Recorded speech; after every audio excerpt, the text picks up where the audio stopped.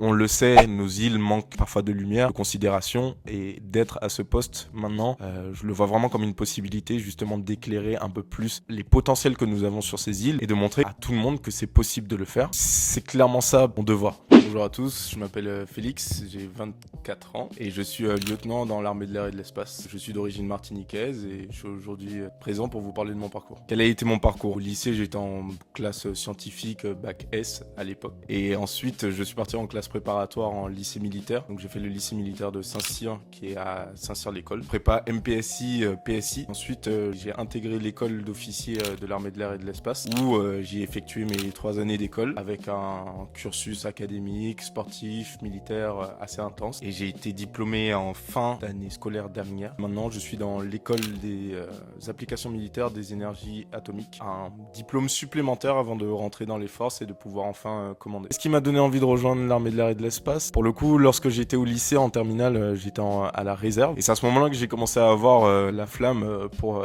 le monde militaire. Mon meilleur ami m'a parlé des classes préparatoires militaires, donc qui permettaient d'intégrer les écoles d'officiers des armées. Et c'est là que je me suis dit cette fameuse phrase que je me suis répétée souvent après: quitte à rentrer dans les armées, autant essayer de rentrer avec un grade, histoire de pouvoir commander. Et c'est au lycée militaire que vraiment c'est confirmé pour moi, en plus de la passion pour l'armée, la passion du commandement. Une fois que j'ai intégré l'école de l'air et de l'espace, c'est là que les choses sont devenues un peu plus claires. Et là, je suis en master spécialisé sur les énergies atomiques pour pouvoir ensuite partir dans les forces du génie de l'air, dans l'armée de l'air et de l'espace. À quoi ressemblent mes journées? Alors ces temps-ci, c'est un peu particulier vu que je suis dans une année de master spécialisé. Mes journées ne sont pas très drôles, donc je me lève tôt, à peu près vers 6h30. Je commence mes cours de 8h à midi. Le midi, je vais nager. Après-midi, je reprends des cours à peu près de 13h30 jusqu'à 17h30. Ensuite, de nouveau du sport jusqu'à 19h. Et enfin, je révise jusqu'à quand il n'y a pas trop de travail, 22h. Quand ça commence à pousser un peu niveau intensité,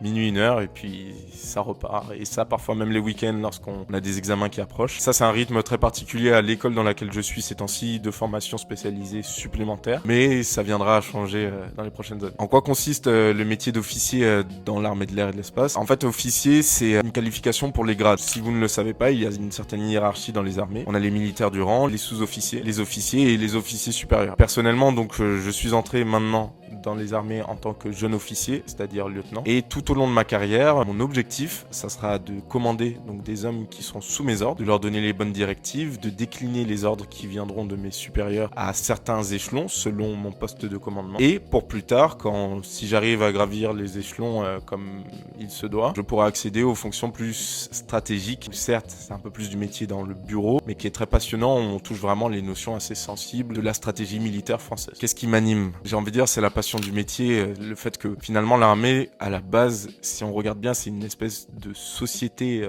parallèle à celle que on connaît dans le civil, qui a de très belles valeurs, de très bons principes à partager. C'est vraiment une école de la vie où on apprend plein de choses. Et ce qui me motive dans ce parcours-là, c'est l'exigence de me dire que on a énormément d'ultramarins qui sont dans les armées et très souvent militaires du rang, sous-officiers, ce qui n'est pas du tout une tare, au contraire, c'est une très bonne chose. Mais certains pourraient devenir aussi officiers et n'osent pas forcément. Personnellement, j'ai réussi à y accéder et ma motivation tous les jours, c'est de me dire, j'essaye de me montrer, en plus de l'exemplarité que je dois montrer pour mes futurs hommes que je devrais commander, aussi une voie possible pour les Martiniquais, Guadeloupéens, les Antillais, les ultramarins qui ne savent pas encore ce qu'ils veulent faire de leur vie, réfléchissent à ce parcours et n'osent peut-être pas se lancer. Ce que je leur dirais à ces ultramarins, c'est avant tout ce qu'il faut retenir, c'est que le plus gros échec, c'est de ne jamais essayer. N'ayez pas peur de vous lancer et au pire, si c'est pas fait pour vous, réorientez-vous. On vous fait souvent croire qu'une fois qu'on est lancé dans un schéma, un cursus, on a du mal à en sortir, mais finalement pas tant que ça. Et le mieux, c'est d'essayer. Et par contre, quand vous essayez à fond. Partir en France pour faire ces études-là, ce cursus-là, c'est extrêmement exigeant. Mais une fois qu'on sait ça, normalement, ça déroule tant qu'on est motivé. Est-ce que c'est une fierté pour moi? Je dirais que actuellement, c'est surtout un devoir. On le sait, nos îles manquent parfois de lumière, de considération, et d'être à ce poste maintenant,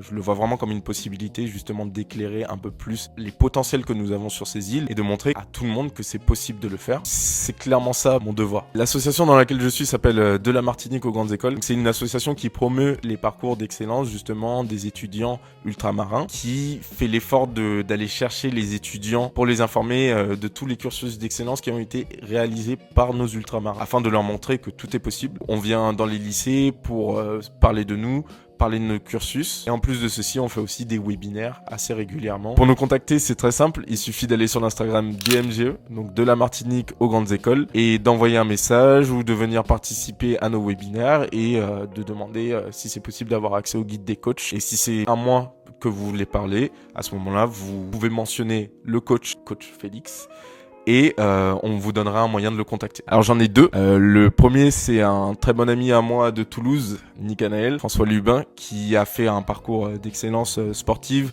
avec STAPS et qui maintenant est coach sportif donc à Toulouse. Et une très bonne amie aussi d'enfance, Sandy, qui elle, pour rester dans le thème un peu plus militaire, a réussi l'école des santé des armées et deviendra très bientôt une excellente médecin pour les armées.